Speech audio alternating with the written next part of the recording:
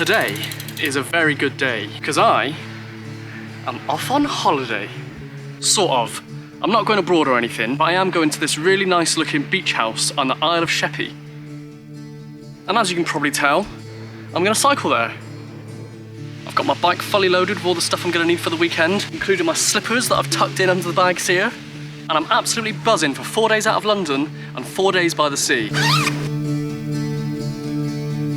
And we're on our way from Lewisham to the Isle of Sheppey. It's about a 60-mile ride. In terms of the route, I'm going to follow the River Thames. There she is. Down from Greenwich, all the way down to Erith. From Erith, I'm going to take some, what I think might be quite unpleasant A-roads through Dartford and then to Gravesend. Really usefully, Alex Raha in Lewisham Cyclists, which is a cycling group in South East London, gave me a route from Gravesend all the way to the Isle of Sheppey. So I'm absolutely buzzing. We're staying in a beach hut, which has been booked through a website called Canopy and Stars. Full disclosure, my friend works for Canopy and Stars, but we have paid for this trip, albeit with a little bit of a discount for his staff. So this isn't an advert, nobody's telling me what to say, just gonna make a nice video of our weekend away. So that's the plan. Now I've just got to cycle there. The ride from Greenwich is one I've done loads of times before.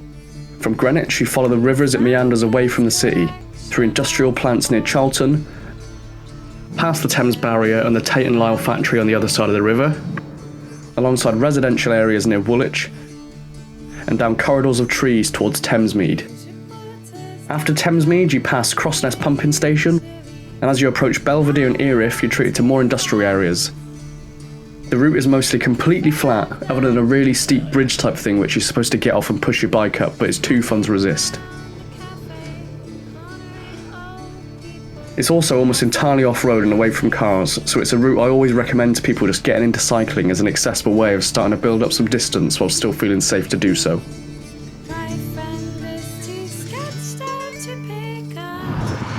So I'm now off the river and onto the roads. Got to Erith. I'm actually already a quarter of the way into the route, which I'm quite surprised by. I'm not really sure what the next hour is going to hold. Could be some quite grim roads. So it could be camera in the bag, head down and just get through it, to be honest. Let's see what happens.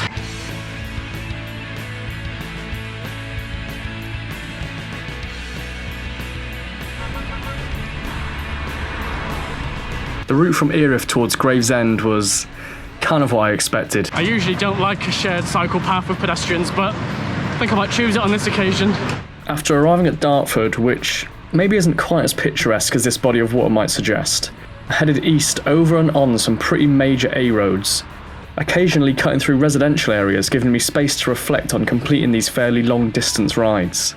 The thing that always amazes me with these long rides where you go into places where you don't know where you're going, almost like how you would just use a car and a sat-nav, is how much trust you have in the route you've planned and the cycling computer that's taking you there. I've got no idea where I am realistically.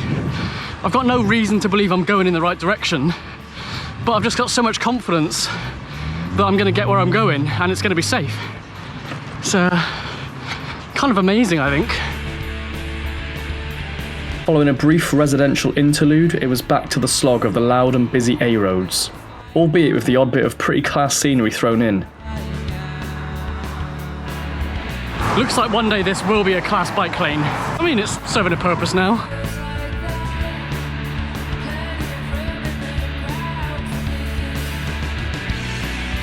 Got Gravesend on the road signs, which I think is around halfway. So I reckon I'll stop for a can of Coke and maybe some chips. So that's pleasant to see.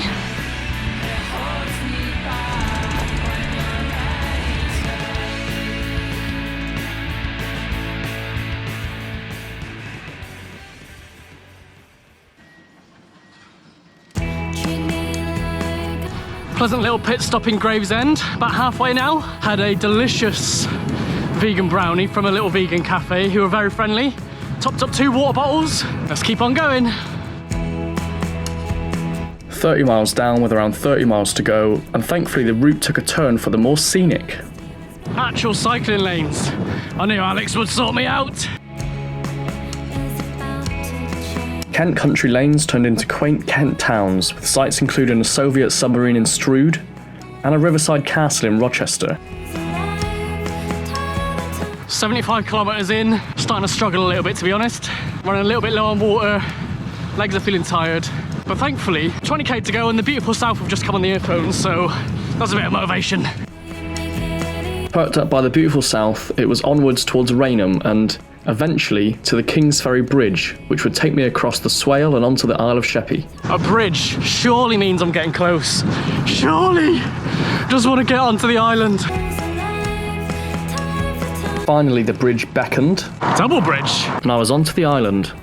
To my surprise, I still had 10 miles from the crossing to get to Sheerness Beach on the east side of the island, where the house is situated. I wasn't particularly in the mood for the roads, which, at rush hour on a Friday, were unsurprisingly busy and fast.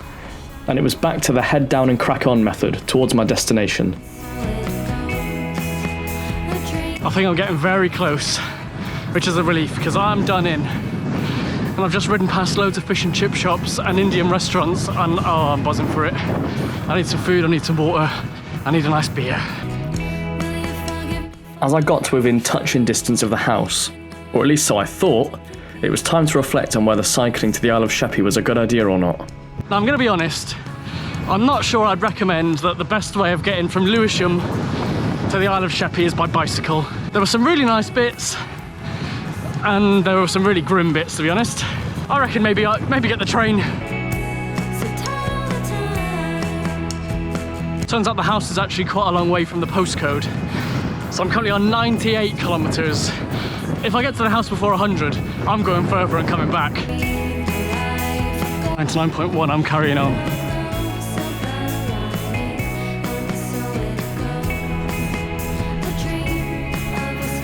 We made it. Time to shower.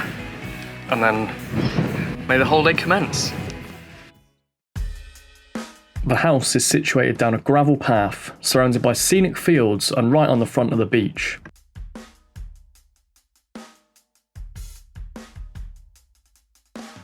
It has 2 bedrooms plus a third small sleeping space, so can comfortably house 4 people. There's a comfortable and spacious living room with lots of seating areas, a kitchen that comes fully equipped with a grill, oven, hobs, fridge, sink, and all the utensils you'll need. There's a dining area with a large table, plus a shower and toilet with a unique sink that requires a pretty decent aim when you're washing your hands or brushing your teeth. The house has running water, which is collected rainwater with a heater for hot water as well. The house is comfortable, spacious and nicely finished, with seaside themed decor plus a collection of books for you to read in case you forgot your own. As nice as the space is inside, it's outside the house where it really shines. There's a decking area with a hammock, barbecue and wood to burn, as well as lots of seating, plus a garden with a fire pit and plenty of nooks to enjoy a cup of tea or a quiet space to read. And then there's the beach. When we stayed, despite the fact there are some other houses on the seafront nearby, we pretty much had the whole beach to ourselves.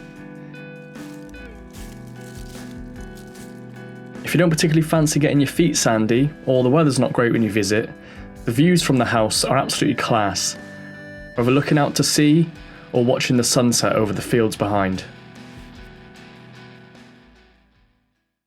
We arrived relatively late for our first evening on Sheppey, so we spent the first night mostly getting settled and sorted. We drove to the supermarket on the other side of the island to stock up on food and drink. Hello, David. Hello. Oh, he's putting his camera voice on again. Oh no. That voice is your impression of a dog, isn't it? Do you really think that's the priority right now?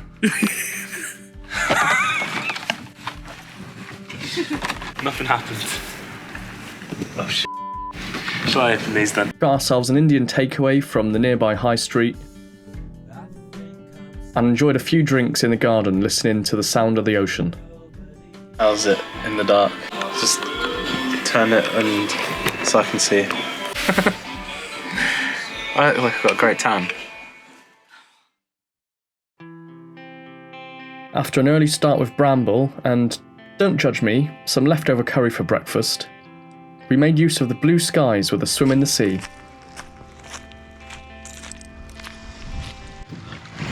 That water is freezing.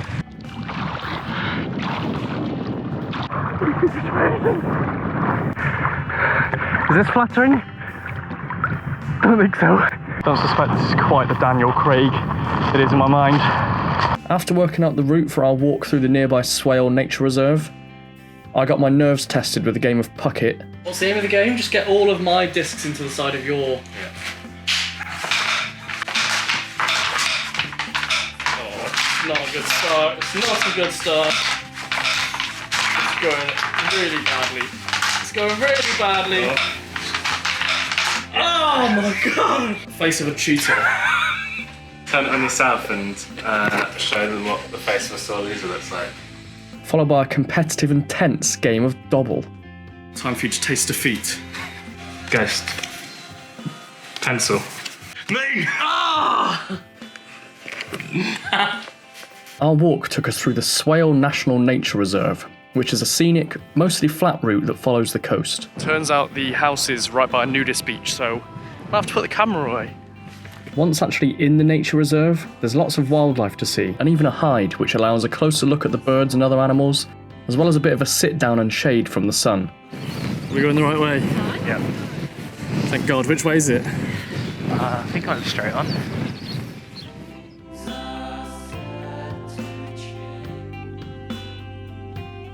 Halfway round the loop, we stopped for a drink at a fancy wedding venue type pub called the Ferry House Inn, before looping back through fields and farmland with a quick stop at a picturesque church. The walk was around 7 miles in total and took us just under 3 hours walking time. We spent the rest of the evening relaxing around the house. You ready? Are you talking to me or to them? Talk to you. Get this. Masterclass. Lighting the barbecue,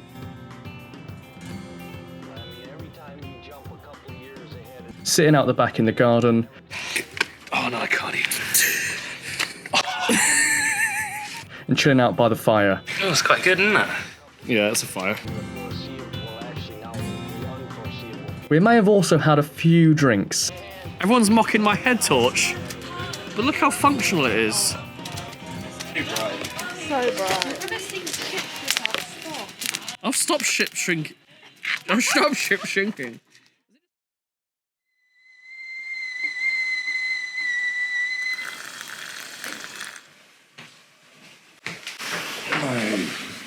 No.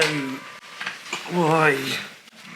The portrait of a man who had a couple too many red wines yesterday. True or false? False. On day 3, we drove the 10 miles to the small town of Sheerness on the west side of the island.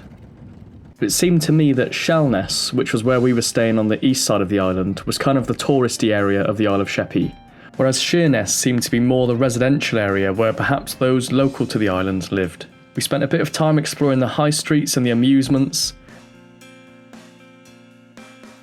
as well as checking out the seafront.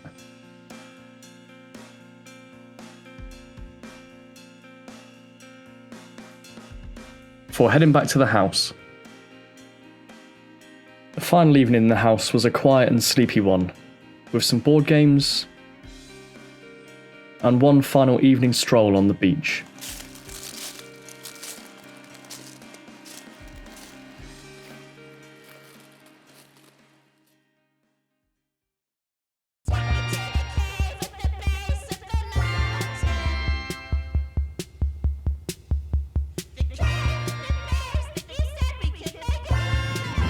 Great weekend on the Isle of Sheppey. Absolutely beautiful house, amazing location, super interesting island. Great weekend with friends. Thank you for watching. If you enjoyed this video, maybe give the video a little thumbs up. And if you're into this kind of thing, maybe think about subscribing to the channel. Cheers. Oh, by the way, there's always a little bonus clip at the end of the video, so do watch that. Now just the cycle back to London, or maybe just the cycle to Rainham and the train.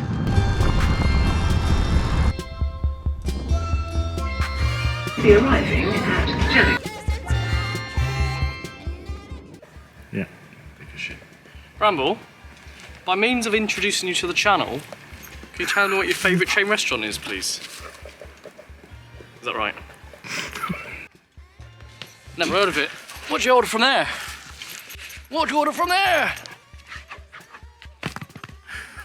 Oh, that's a gobby hand.